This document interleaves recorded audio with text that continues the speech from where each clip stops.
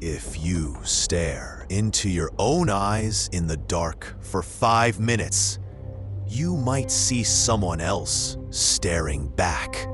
Someone who isn't you. By the end of this video, you'll understand why this phenomenon isn't just an optical illusion. And I'll show you a rare piece of footage that even scientists haven't been able to explain. Scientific theories, real experiments, testimonies from people who were never the same after trying it, and one archival clip that might change everything you think you know. Keep watching if you dare. A mirror experiment follows a simple formal setup. A person sits in a dark room, dimly lit, facing a mirror, and for a set amount of time, they must stare directly into their own eyes. Reports describe distorted perception, seeing unfamiliar faces, and the eerie feeling of another presence in the room. But why does this happen? What does science say? Our brains are constantly searching for patterns. When visual stimuli become weak or inconsistent, the mind begins to fill in the gaps. A psychological phenomenon known as face pareidolia, or more specifically, self-recognition disruption. A combination of fatigue, low light, and intense focus causes the brain to reinterpret the reflection as someone else.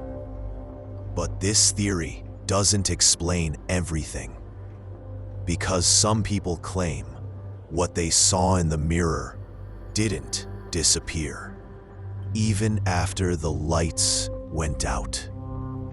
In one documented case, a 23-year-old woman claimed she stared into a mirror for 8 minutes and suddenly saw a face, mouth to ear, whispering her name.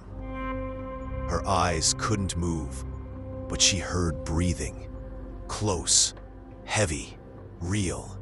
When she turned the light on, nothing was there, except part of the room was damp, as if someone had exhaled near her face. Later, she noticed fingerprints on her pillow, tiny scratches on her neck, and even strange symbols on the wall that hadn't been there before. Some who've tried the experiment say they couldn't sleep for weeks afterward. Controlled study at University X placed participants in a dark room, facing a mirror, while monitoring their EEG, heart rate, and skin conductance. The results? In some participants, distinct brainwave patterns appeared seconds before they reported seeing or feeling a presence. These waves matched the brain's natural fear response, meaning the body was actually afraid, even with no external threat. But science still couldn't answer the bigger question. Why did some people see faces at the exact same time those fear waves appeared? One branch of theory suggests that some experiences go beyond simple perceptual errors. For example, the collective memories of the figure on the chest, the mirror that looks back, or the unseen static that people claim to hear. Some researchers explain these as a mix of cultural and neurological factors. But there's a far more unsettling theory, that maybe the mirror isn't just a reflection. Maybe it's an interface, a bridge between you and something that exists within the structure of perception itself. Reconstruction of a rare report. According to several academic reports, a version of this mirror experiment once existed. A video now lost, with only written descriptions remaining. In this reconstruction, the subject stares into the mirror for 3 full minutes. By the second minute, the reflection begins to move out of sync.